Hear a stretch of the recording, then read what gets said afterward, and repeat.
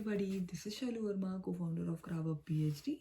I have completed my Masters in Chemistry from IIT Delhi. Currently, I am pursuing my PhD from University of Canterbury, New Zealand. पहले मैं ग्रावा PhD के बारे में आप लोगों को बताती हूँ। तो ग्रावा PhD गैप एक इनिशिएटिव है जो मैंने एंड मेरे बैचमेट अभिषेक मकोल ने साथ में स्टार्ट किया था। हम दोनों को PhD पोजीशन ग्रैब करने में अराउंड 10 to 11 मंथ्स लग गए थे एंड हमने 100+ एप्लीकेशंस डाली थी, तब जाके हमें कुछ 6-7 इंटरव्यूज़ आए थे। तो ड्यूरिंग द प्रोसेस हमें रियलाइज़ हुआ कि हम पहले कुछ गलतियां कर रहे थे, हमें टाइम नहीं पता था अप्लाई करने का एंड हम मेल में ऐसे नहीं लिख रहे थे, CV ऐसा नहीं बना रहे थे, कवर लेटर में ये कमी थी, SOP ज़्यादा लंबा था एंड टाइमिंग्स मेल के ठीक नहीं थे, मेल प्रोफेशनल होनी चाहिए थी, ट्रांसक्रिप्ट लगानी चाहिए थी, ऐसी बहुत सारी छोटी बातें और जो बहुत बड़ा इम्पैक्ट डालती है वो हमें इन जर्नी पता लगा। तो हम उन सारे एक्सपीरियंसेस से हमने फिर ये इनिशिएटिव स्टार्ट करा ताकि हम एक जगह सारी इन्फॉर्मेशन को डाल सकें, ताकि स्टूडेंट्स को एक जगह हर चीज़ समझ आ जाए कि ओके ये हमें देखना होता है जब भी हम अब्रॉड अप्लाई करें। बिकॉज जब हम अप्लाई कर रहे थे हम बहुत सारी वीडियोस देखते थे, हम बहुत सारे लोगों से बात करते थे, everybody was so helpful, but कोई भी ये प्रोसेस ऐसे बता नहीं सकता लाइक एकदम से, बिकॉज ये बहुत लंबा प्रोसेस है। आपको जर्नी में मोस्टली चीज़ें पता लगती है, आप कई स्टेप बाय स्टेप लिखा हो। तो अब मैंने एक और नई सीरीज स्टार्ट करी है, that is like PhD abroad series, जिसके अंदर आई हैव ट्राइड कि मैं इस पूरे प्रोसेस को 15 स्टेप में डिवाइड करूं एंड ईज़िली लोगों को समझ आ जाए कि PhD के बारे में कैसे सोचना चाहिए। लाइक ऐसे ही नहीं जाना चाहिए PhD में अगर आपका इंटरेस्ट नहीं है रिसर्च में। ऐसी सारी चीज़ें करके 15 स्टेप्स बनते हैं इस चीज़ के। सो 1 February 2024 से I have started this thing. So कल मैंने पहला डाला था पोस्ट लिंक्डइन पे। मैं as a paragraph passage kind of मतलब लिख रही हूँ पोस्ट, जिससे लोगों को क्लियर हो जाएगा कि क्या क्या कैसे कैसे जाना चाहिए। यूट्यूब पे I am uploading a short and Instagram पे I am uploading a reel very short. But अब उसके अगले दिन what I have decided, like मैंने पोस्ट में भी लिखा था कि I am going to share my experience, कि मेरा एक्सपीरियंस कैसे था, मैंने कैसे चीज़ें स्टार्ट की। So right now I am going to share that. Okay, so उस पोस्ट के अंदर स्टेप 1 में था, उसका टॉपिक ही यही था कि am I sure that I want to do PhD only. ठीक है, बिकॉज अब आप ऐसे ही अब्रॉड आने के लिए नहीं कर सकते PhD, ट्रस्ट में, because it's very tough, it's very very tough. PhD भी और बाहर अकेले रहना भी, फैमिली है तो बहुत अच्छी बात है बट अकेले रहना इज़ वेरी टफ। ओके, सो सबसे पहले अगर आप PhD के बारे में सोच रहे हो तो आपको अपना वाई स्ट्रॉन्ग रखना चाहिए कि आपको क्यों करनी है। अब आपका चाहे लॉजिकल रीज़न है या इमोशनल रीज़न है, पर वो बहुत स्ट्रॉन्ग होना चाहिए। अगर मैं अपने केस में बात करूँ कि हाउ आई डिसाइडेड कि मुझे PhD ही करनी है, तो ऑनेस्टली मुझे बैचलर्स में केमिस्ट्री से प्यार नहीं था। हाँ, केमिस्ट्री मुझे अच्छी लगती थी पर प्यार नहीं था मुझे केमिस्ट्री से। बट मुझे हमेशा से हायर एजुकेशन करनी थी तो मुझे मास्टर्स तो करनी थी। सो बैचलर्स में पता लगा कि IIT JAM नाम का कोई एग्ज़ाम होता है जिससे हम IIT से मास्टर्स कर सकते हैं एंड काफ़ी अच्छे इंस्टीट्यूट है, रिसर्च एंड ऑल भी अच्छी है वहाँ पर। तो I started preparing for that and I got into IIT Delhi. But वहाँ आके मुझे ऐसे ही कुछ भी नहीं करना था, चाहे PhD चाहे जॉब या कुछ भी, कि बस कर लेते हैं because I am good at it, या जस्ट फॉर द सेक की हायर एजुकेशन या कुछ भी। I wanted to have very strong reason because ताकि मैं उसको पैशन से करूँ। सो आई वॉज 2020 बैच, तो उस टाइम पे बहुत हमें टाइम मिल गया था घर पे। सो तब मैंने काफ़ी एक्सप्लोर किया, काफ़ी सारी चीज़ें की, जिससे I got like clear picture कि मुझे एक्चुअली क्या करना है लाइफ में। मतलब ऐसे कोई 100% श्योर नहीं है बट एक पिक्चर तुम्हें पता लग जाती है कि तुम ये चाहते हो। तो मुझे वो चीज़ पता लगी। तो जो भी वो है एंड था वो केमिस्ट्री से तो नहीं है डायरेक्टली रिलेटेड। तो आई थॉट ऑफ शिफ्टिंग पूरा करियर ऑप्शन अपना। बट लाइक व्हाट हैपेंड कि मास्टर्स में केमिस्ट्री मुझे अच्छी लगने लगी ग्रेजुअली, लाइक और अच्छी लगने लगी।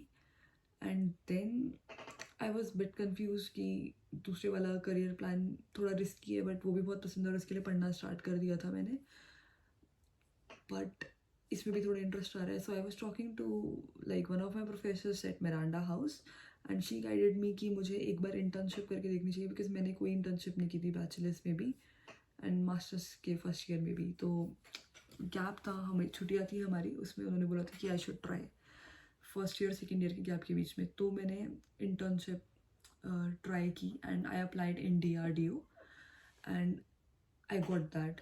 सो उसमें वो इंटर्नशिप स्टार्ट हुई, तो वो भी घर से ही हुई थी बिकॉज उस टाइम पे कोविड की सेकेंड वेव चल रही थी, तो I couldn't go to the lab.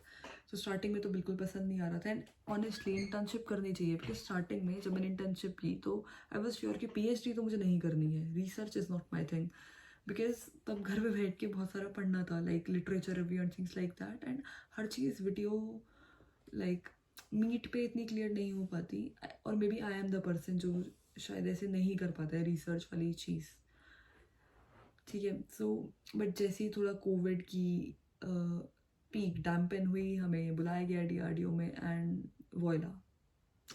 Okay, so I started liking labs, जो मुझे बैचलर्स में बिल्कुल नहीं पसंद थी. वहाँ जाके आई रियलाइज कि बैचलर्स में जो होता है ना, हम काफ़ी लोगों को बोरिंग लगती है लैब, कि एक ही चीज़ टाइट्रेशन हम किए जा रहे हैं, ऑर्गेनिक में हम क्रिस्टलाइजेशन कर रहे हैं, कंपाउंड बना रहे हैं, या फ्लेम टेस्ट कर रहे हैं, या ऐसी चीज़ें कर रहे हैं. वहाँ जाके मुझे ये चीज़ क्लियर हुई कि बैचलर्स में हम ये सब सीखते हैं, हमें टाइट्रेशन करना हम सीखते हैं, हम अपना हाथ बिठाते हैं इन सारी टेक्निक्स पे, जो बहुत क्रूशियल है क्वालिटेटिव एंड क्वांटिटेटिव रिसर्च के लिए, स्पेसिफिकली साइंस बैकग्राउंड से. मैं यहाँ केमिस्ट्री का ज़्यादा बोलूँगी बिकॉज मुझे उसी का आइडिया है. जब हम वहाँ गए तो वहाँ पे ऐसी डिस्कशन चल रहा था कि NaOH क्यों डाला हो, या KOH क्यों नहीं डाला, ये क्यों डाला, दूसरे बेसिस क्यों नहीं डाले, स्ट्रॉन्ग बेस क्यों डाला, माइल्ड बेस क्यों नहीं डाला. एंड माई दिमाग वॉज लाइक कि wow, this is what I like thinking. I don't like कि मुझे किसी ने बोले कि एक्सपेरिमेंट करो और बस ये होना चाहिए. वहाँ पर अगर हम कोई एक्सपेरिमेंट करते हैं रिसर्च लैब में, अगर वो फेल होता है तो हम उसका रीज़न जानते हैं क्यों वो फेल हुआ. कभी कभी उसी से नई पॉसिबिलिटी मिलती है कि ये फेल हुआ तो wow, this can be a concept, ये कॉन्सेप्ट लग रहा होगा. तो बहुत ज़्यादा सीखने को मिलता है and I literally loved it. So but I had to be very sure कि ये एड्रेनलिन रश तो नहीं है, मुझे ऐसी एकदम से नहीं एकदम शिफ्ट करना कि पहले कुछ और सोचा है एंड अब मैं एकदम PhD का सोचने लगूँ.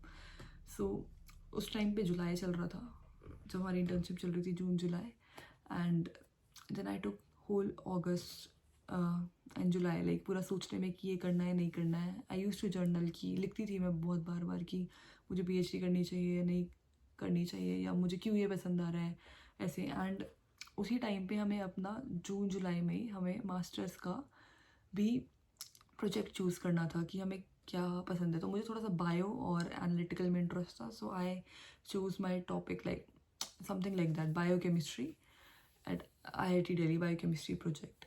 सो अगस्त में वो स्टार्ट हुआ था एंड वहाँ जाके मुझे लिटरेचर रिव्यू भी पसंद आ गया समहाउ, लाइक बिकॉज मुझे वो टॉपिक काफ़ी अच्छा लगा. और जो मैं DRDO में करी थी that was cancer research, and वो बहुत ज़्यादा बायोलॉजी थी, तो मुझे समझ नहीं आती थी. सो आई गॉट टू नो कि मुझे वो समझ नहीं आती थी, इसलिए मुझे उसमें इतना इंटरेस्ट नहीं आ रहा था लिटरेचर में, बट एक्सपेरिमेंट्स में आ रहा था. यहाँ आके ये केमिस्ट्री थी तो मुझे काफ़ी इंटरेस्ट आ रहा था. सो देखा, इंटर्नशिप एंड प्रोजेक्ट से मुझे क्लियर हुआ कि मुझे रिसर्च पसंद है एंड मुझे यही करनी है.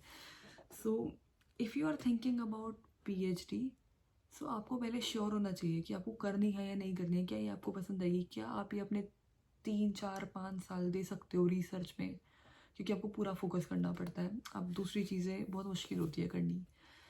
ठीक है, अब ये हो गया. मैंने उस टाइम पे यही चीज़ सोची थी एंड मुझे अब्रॉड से इसलिए करना था बिकॉज इंडिया से 5 to 6 ईयर्स लगते हैं PhD कंप्लीट करने के, एंड मुझे 3 to 4 ईयर्स में कंप्लीट करनी थी. That was my personal reason.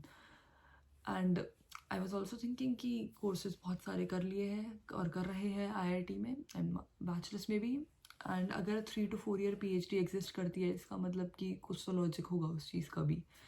So I choose कि I am going to do 3 to 4 PhD. So abroad से ही करनी है क्योंकि इंडिया में नहीं होती है वो वाली. सो ये मेरा रीज़न था ऑनेस्टली बाहर से करने का. आई नेवर थॉट कि I will be going abroad because I was just too attached to my parents. Okay, so ये हो गया। अब कुछ पॉइंट्स मैंने डाले थे उस स्टेप के अंदर जो मैंने ही नहीं देखे थे उस टाइम पे, because I had no idea about that.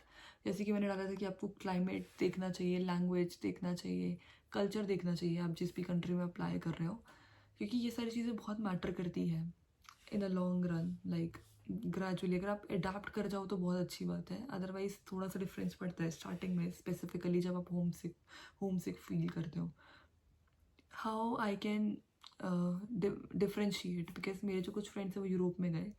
वहाँ अगर आप जैसे फ्रांस में जा रहे हो तो आप फ्रेंच बोलते हैं लोग, वहाँ जर्मनी में जा रहे हो तो वहाँ लोग जर्मन बोलते हैं। सो थोड़ा सा डिफ़िकल्ट होता है अडाप्ट करना। But like I came to New Zealand, so यहाँ सब इंग्लिश बोलते हैं एंड बहुत मतलब कंपैरेटिवली ईजी होता है अडाप्ट करना जब लैंग्वेज सेम है, and like you can relate more. But it's not a very big thing, अगर आप अडाप्ट करना चाहते हो तो आप कर लेते हो, बहुत लोग करते हैं एंड बहुत सारे डिफरेंट कल्चर के फ्रेंड्स भी बनते हैं, नेटवर्क भी बनता है, इट्स प्रीटी गुड राइट। उसके बाद आपको अपना फाइनेंसेस का देखना चाहिए, बिकॉज जैसे if I compare between Europe and New Zealand, so Europe की जो वीज़ा फ़ीस है वो I am not sure about every country, but मुझे जर्मनी का पता है एंड आई थिंक फ्रांस वो विद इन 10,000 है। बट न्यूजीलैंड का वीज़ा 25,000 का है, like 23,000 something, and drop in करते हो तो और मनी लगती है। सो 25,000 अराउंड का है, एंड आपको मेडिकल भी कराना होता है स्पेसिफिकली, जो उनकी मतलब स्पेसिफिकली जो अब्रॉड के लिए लोग जाते हैं, वहीं एक स्पेसिफिक जगह है जहाँ पर मेडिकल होता है, वहाँ पे वो 10,000 का होता है, क्योंकि न्यूजीलैंड में पूरा कराना होता है। एंड देन आपको आइल्स भी देना होता है। न्यूजीलैंड में मोस्टली यूनिवर्सिटीज़ आइल्स मांगते हैं 15,000 का, तो टोटल 50,000 का मेरा एक्स्ट्रा प्रोसीजर था। बट यूरोप में आपको आइल्स नहीं देना होता, मेडिकल नहीं कराना होता। जर्मनी का आई एम टॉकिंग अबाउट है। सो इट्स लाइक आपके बैलेंस, लाइक बैंक बैलेंस नहीं बिगड़ेगा इस चीज़ से, तो आप ये वाली चीज़ सोच सकते हो। अब स्टार्टिंग में I did not know about it, अगर हालांकि आई थॉट कि बाहर जाने में 5 to 6 लाख तो लगते ही है, तो उस टाइम पे इतना नहीं सोचा था। बट अगर अब मैं सोचती तो I would have like may be tried more for Europe, because it's cheaper and adapt कर लेते, because I am very sure कि मुझे PhD ही करनी है, तो अडाप्ट हो जाता।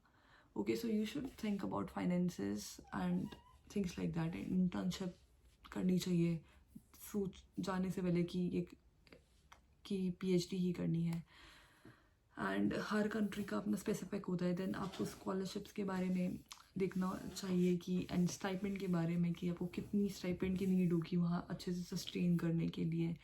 एंड वीज़ा का आई टोल्ड कि ऐसे ऐसे डिफरेंसेस होते हैं। ओके, देन सारी चीज़ों के साथ साथ आपको जैसे PhD अब्रॉड करनी है, सो आपको ये भी सोचना चाहिए कि आप इसके बाद क्या करने वाले हो। अगर आप जिस कंट्री से कर रहे हो वहाँ इस चीज़ का स्कोप है या नहीं, या अगर आपको इंडिया वापस आना है तो आप क्या करने वाले हो। थोड़ा सा इस चीज़ का आइडिया होना चाहिए, ज़्यादा नहीं। मैंने इतना नहीं सोचा था इस बारे में, मैंने थोड़ा सा ही सोचा था कि हाँ कुछ तो अच्छा कर ही लूँगी इसके बाद, तो ऐसे सोचा था थोड़ा सा। So you also think like that I think, थोड़ा सा, क्योंकि ऐसे आप ब्लैंक नहीं जा सकते कि PhD करें बट उसके बाद पता नहीं कि जॉब करनी है नहीं करनी, क्योंकि आप अपने प्राइम ईयर्स डालने वाले हो उसके अंदर, right. And my last point would be कि talk to people, not random people. You have to be very cautious about that कि आप किसी भी रैंडम ऐसे किसी से भी जाके नहीं पूछ सकते कि मुझे मैं PhD करूँ या नहीं करूँ, वो नहीं बता सकता। बट आपको खुद डिसाइड करना है कि आपको PhD करनी है नहीं। देन आप एडवाइस लो उन लोगों से जो ऑलरेडी उस फील्ड में हैं, जो PhD कर रहे हैं या कर चुके हैं। नॉट लाइक कि किसी भी मतलब किसी से भी आप पूछ रहे हो वो आपको क्या एडवाइस देगा, उसे कैसे पता इतना अच्छे से, right. So people are moving encyclopedias, trust me. आप लोगों से पूछो एंड मतलब डिस्कस करो जो उसी फील्ड में है। Also one bonus tip I would like to give you should read one book like this, diary of a PhD student. This is by professor Mayank Mishra, and उन्होंने इसमें अपना इटली का एक्सपीरियंस बताया काफ़ी अच्छे से। तो अगर आप ये पढ़ोगे तो आपको आइडिया होगा कि कैसे होती है PhD। उन्होंने अपने एकोमोडेशन, प्रोफेसर के साथ रिलेशन, घूमना फिरना, काफ़ी चीज़ें बताई है, which was quite helpful for me जब मैं PhD के लिए अप्लाई कर रही थी। तो I use to read this. So that's all for today. See you tomorrow. I'm going to upload step 2. Have a really good day. Bye.